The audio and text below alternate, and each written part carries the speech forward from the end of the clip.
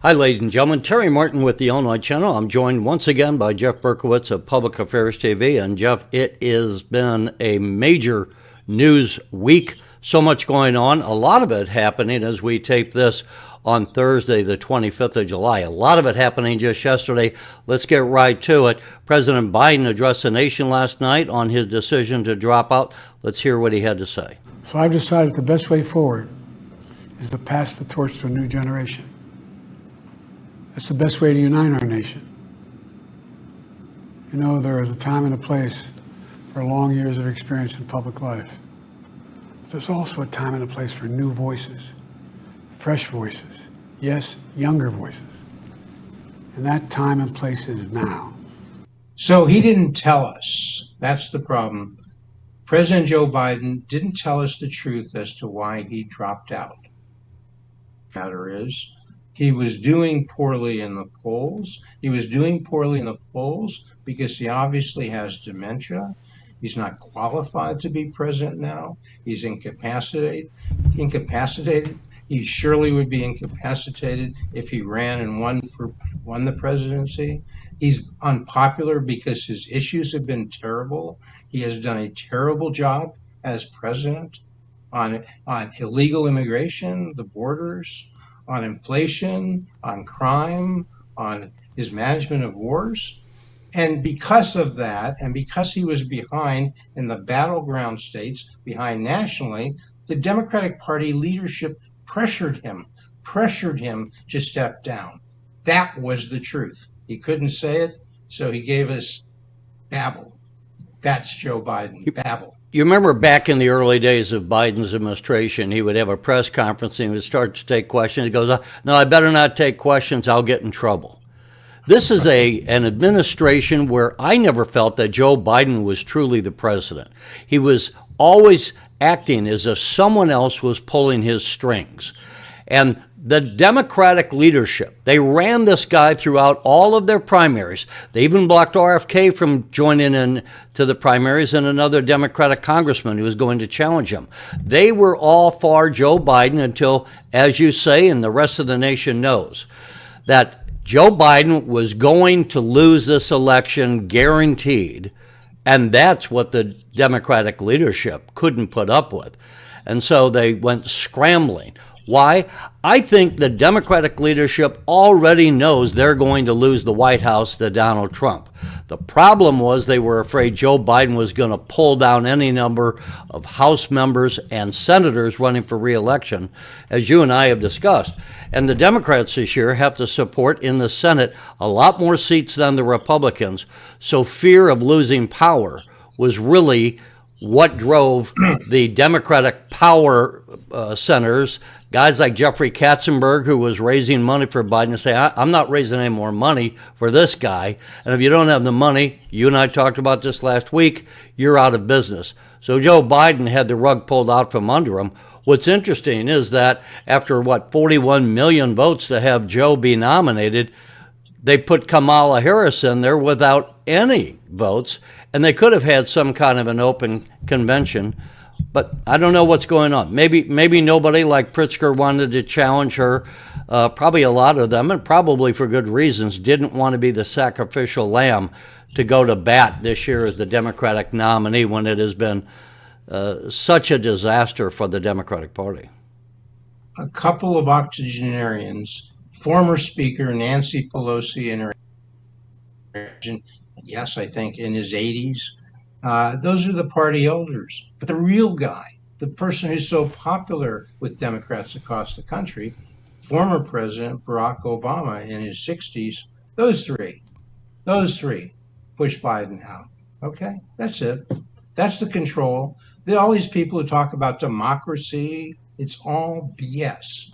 Unless you say three people at the head of on top controlling the strings that control the Democratic Party, unless you say Pelosi and Schumer and Obama making the decisions, well, that's democracy, then it's all BS.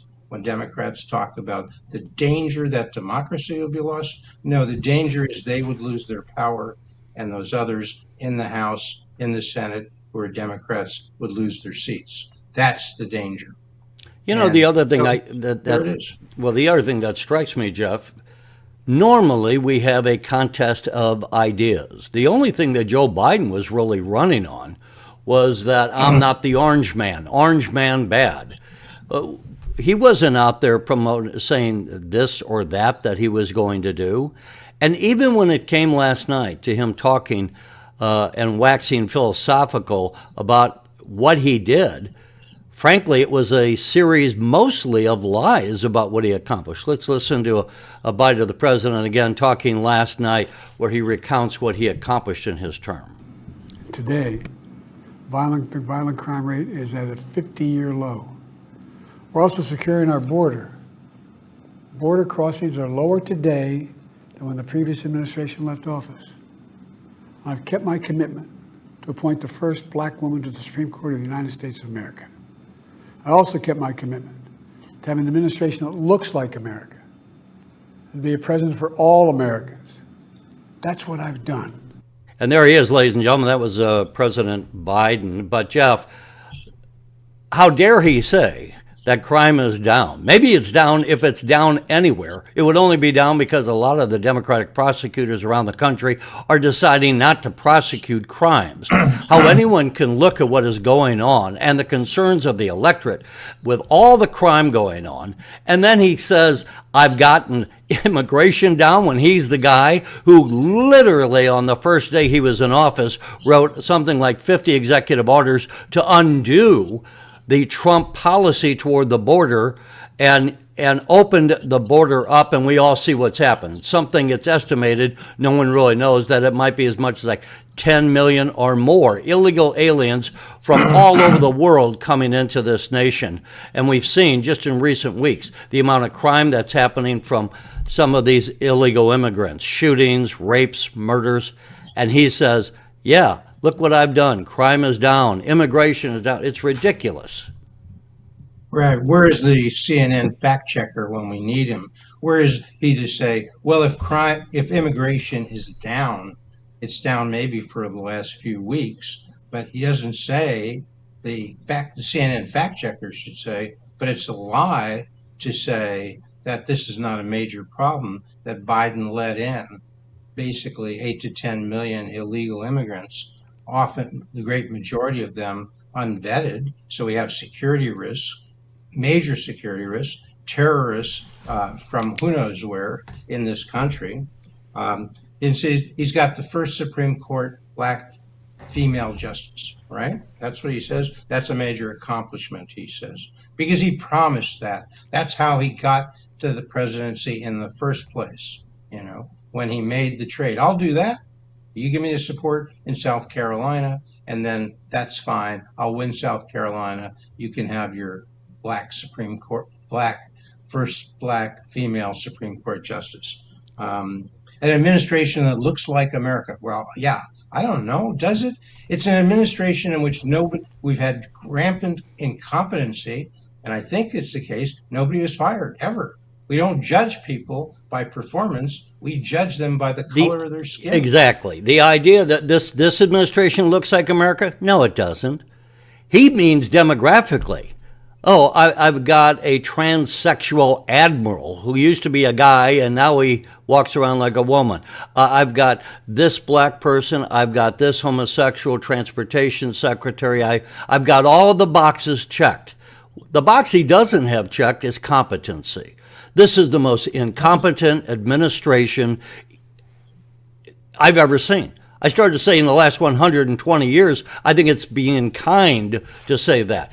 Going back to, I don't know, the beginning of the nation, when is this administration ever been competent? And we just see, just in the last week, just this Monday, the head of the U.S. Secret Service being grilled on Capitol Hill about what happened with the security detail guarding President Trump. And she was so incompetent, she couldn't answer one single detail of substance and resigned the next day. And that is like the cherry on the cake of this incompetent cabinet. And you could go on and on. The first two people to be fired in the Biden administration was in the last week. The Secret Service director fired because the incompetence was She so wasn't bad. fired. Well, She resigned. but I'm sure she was asked. Well, she may or may not have been. After the grilling she was taking, I'm surprised she didn't break down crying. I mean, even Democrats on the Hill, along with Republicans, nobody was giving her a break. Okay, I will give the Biden administration the benefit of the doubt, and I don't know that Biden did it, but somebody said this is awful, this is going to lose us more votes, she's out of here. I'll give them the benefit of the doubt. Maybe she resigned, but I'll say they pushed her out. Number two, the major firing, Joe Biden was fired this week, okay? Joe Biden was told, hey, you're so incompetent because of your dementia, because of your terrible policies, you're so unpopular, we're not going to allow you to drag down and lose. Bad enough if the Democrats thought if they lose the presidency, but we're not going to give up our Senate that we have control of, and we're not going to lose the opportunity to take control of the House. So you're out of here. As Trump would say, you're fired. So Joe Biden got fired. And those are the only two people, Terry, I can think of who've ever been fired by this administration. Well, and obviously it was behind the scenes. Look, everyone knows we're not telling people what they haven't heard before here when we say that there has long been a thought across America that it was Barack Obama as one of the major puppeteers of this administration, with Joe Biden not really calling the shots. And so what gives credence to that? That it was really Barack Obama and Nancy Pelosi, maybe Chuck Schumer, who were really behind the scenes running this presidency, and Joe Biden was mostly a puppet. What gives credence to that? The fact that Joe Biden just dropped out. And he says it's time for a new voice? Really? After you ran through all of the primary season, after you've been out raising millions and millions of dollars, after Bill Clinton and Barack Obama went to New York and you raised $26 million in one night. You know, I just woke up today and I decided, despite all of that, you know what, Jeff, it's time for a new voice, someone else to lead this nation. It's what a bunch of malarkey.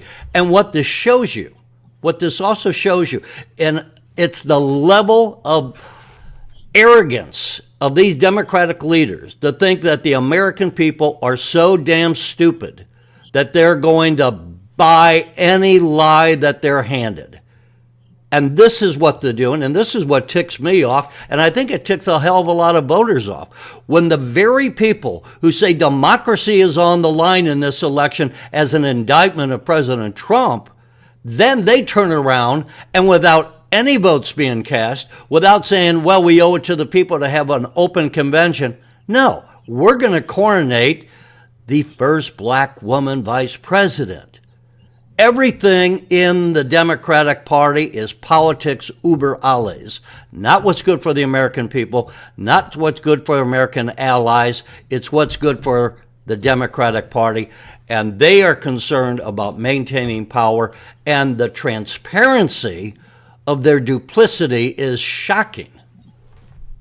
Well, the only antidote to bad speech, which is what we've had from the Democratic Party, and I think many Democrats would agree, this is not a partisan statement, because Republicans are counting on winning a large number, not just independents, but moderate Democrats, because the Democratic Party has left the Democratic people, the Democratic voters, yeah. They have left them. When we saw yesterday, just yesterday, U.S. flags being burned at Union Station in Washington, D.C., our capital, that was permitted. That could have been stopped. Legally, it could have been stopped. Yes, you have First Amendment rights, but you don't have the right to pull down the American flag, put up the Palestinian flag, burn the American flag, not your flag to burn, okay? But the Democratic Party, the National Democratic Party. Well, and we should say also spray painting monuments right next to the Capitol. Union Station is a block away from the U.S. Capitol. And they were demonstrating, these demonstrators were protesting Benjamin Netanyahu, the Prime Minister of Israel. We'll get to that in a little bit here. But, Jeff, as you say, They were just out there. And where is Kamala Harris? Where is anyone in the Democratic Party condemning the burning of the American flag, condemning the destruction of property outside the U.S. Capitol, the spray painting these monuments? Not a peep. Well, no, and Kamala Harris left her obligation. She took an oath when she took the oath to be vice president that she would faithfully execute the laws of the United States. She violated that oath. She was supposed to be sitting there presiding over this joint session between the House and the Senate right next to the Speaker. She violated her oath. They said she had a prior existing. I'm not going to say she violated. Look, there might be other examples. I'm not going to say that violated the oath. However, from a standpoint of sending a message of leadership, and what did I just say? Everything about these Democratic Party right now in the power centers of the Democratic Party is not about principle, it's about politics. And so for political reasons, Kamala Harris, when she could have said, I'm going to be there and show that we still support the state of Israel, even if we have disagreements on policy, that's fine. We have disagreements with policies with Canada and England and many allies. But she could have shown her support. Instead, she said a previous commitment. And what? She had to go talk to her black sorority sisters. I mean, this woman is so shallow and so political. She didn't want to offend, let's just say it, the Arab voters in Michigan because she wants to carry Michigan.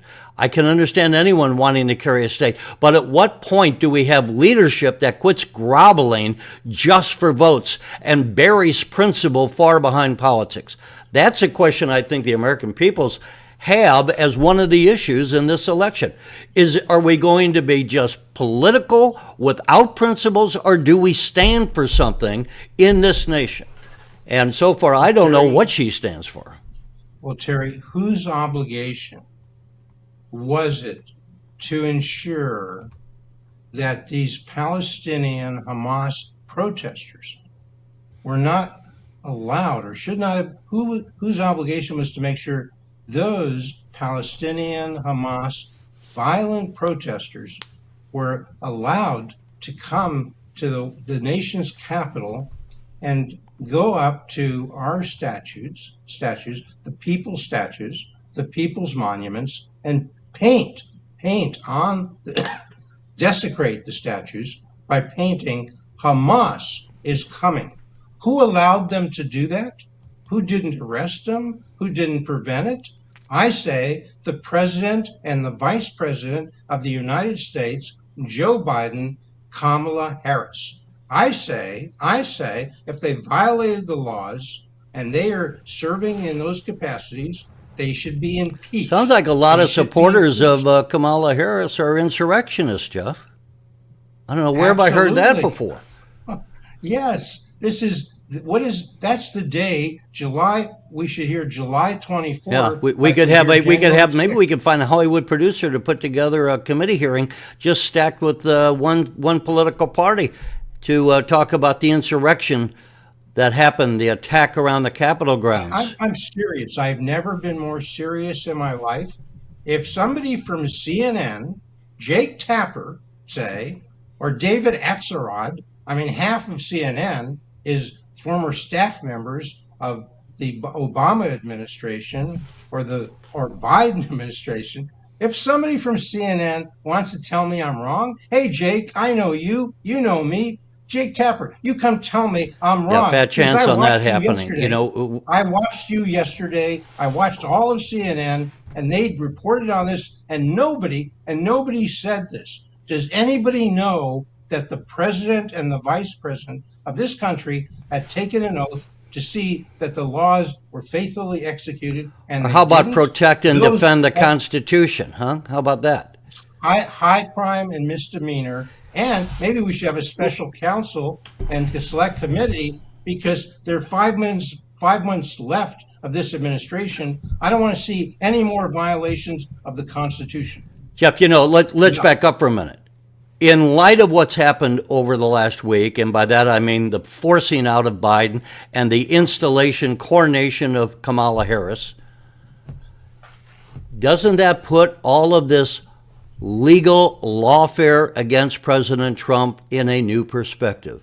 Because the insiders that pushed Joe Biden out knew he was weak, knew he had dementia, knew he couldn't do the job, and the only way they thought they could win this election is if they could so tie up Donald Trump with legal issues and brand him a felon with this phony baloney D.A. Bragg series of suits.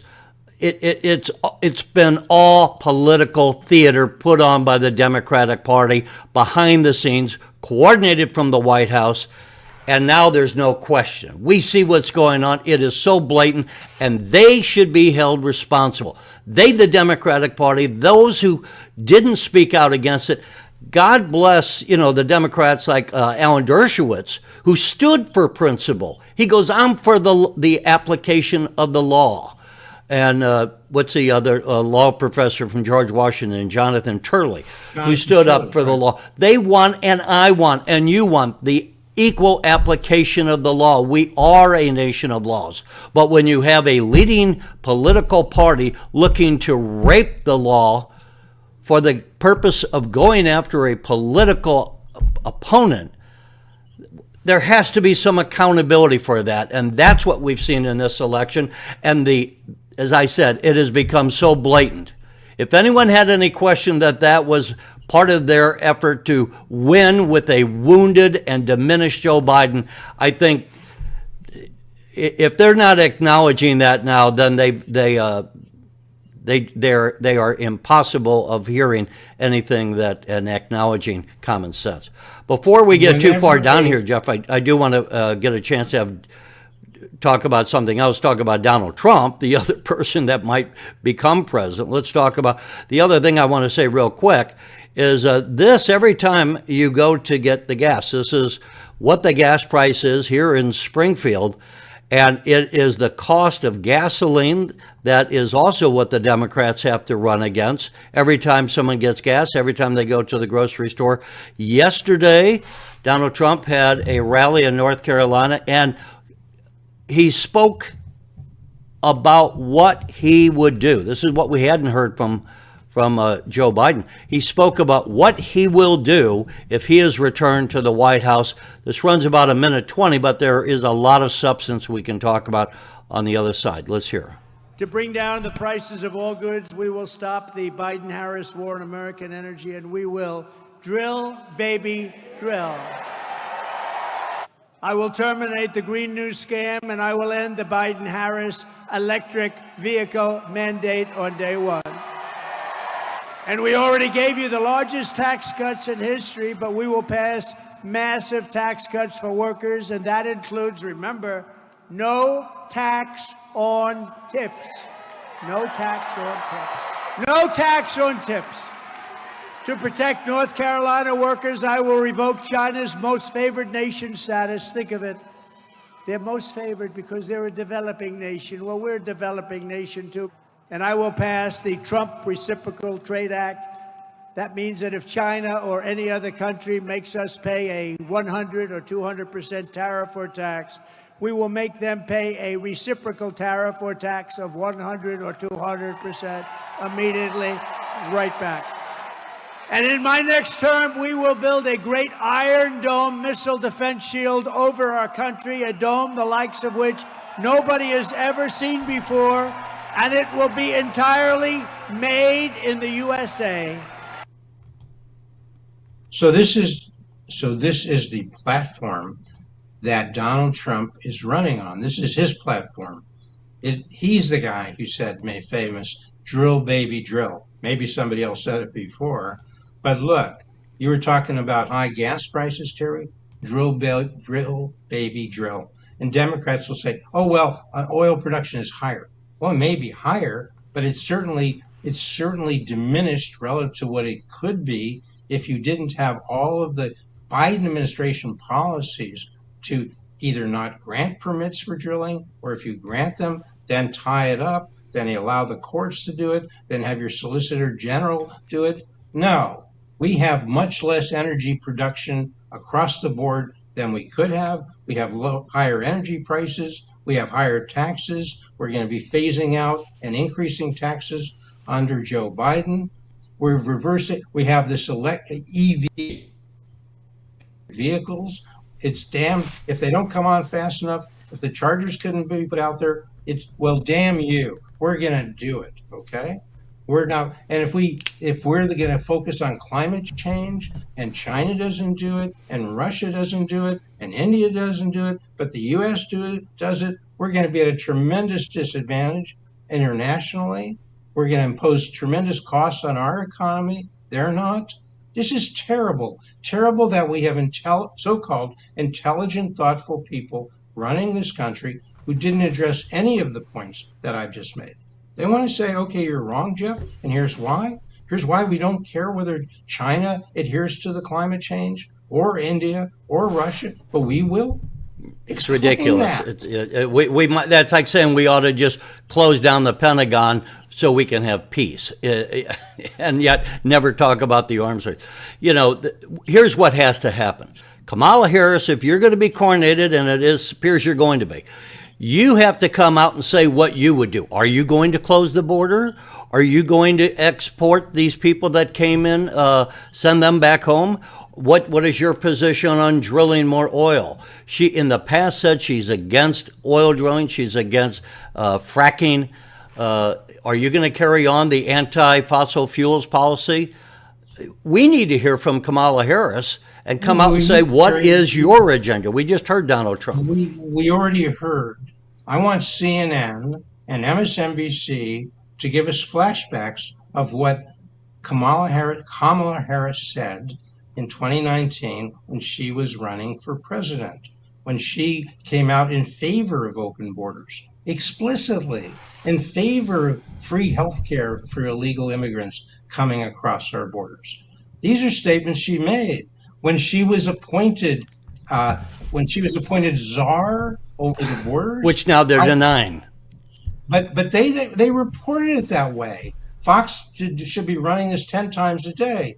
These same networks that are denying that this was said, they reported it. It was their words. They said she was the point person. Axios said that. AP said that. You know, USA Today said that. All these people, all these left of center, I'm being charitable, left of center media organizations, either they reported this stuff. It was their words. Are they going to say they were lying then? They're going to say Kamala Harris was lying then? Look, we know her policies on illegal immigration. She sat there and she agreed with everything that was happening. She was the vice president. She was put in charge and she did nothing. She did nothing about crime. She never used the bully pulpit. What does she stand for, Jeff? What does she stand for? She stands for open borders. She stands for being lenient on crime. She stands for not caring about inflation. She stands for those things. She stands for higher taxes. She's not going to do anything. The tax cuts of 2017 expire next year. She's not going to do anything about it. Trump just said, not only am I going to renew them, I'm going to add tax cuts, as we heard in the soundbite, no taxes on tips. What is she going to do? She's going to raise the taxes because she'll allow those tax cuts to expire. She stands for mismanaging the Israel-Hamas war in terms of the U.S. policies. She stands for allowing Palestinians to do what they want. And when I say Palestinians, that includes Hamas. She's never criticized Hamas. I got to let you have the last word there because we're running very close. We could have gone to Netanyahu. I think we probably should have, but Jeff, we just didn't have the time. But once again, I think this is an important election, folks. Give us your thoughts on what you think should happen, and we'll be covering it as we go along. Certainly a weird historical week. Thanks again for watching.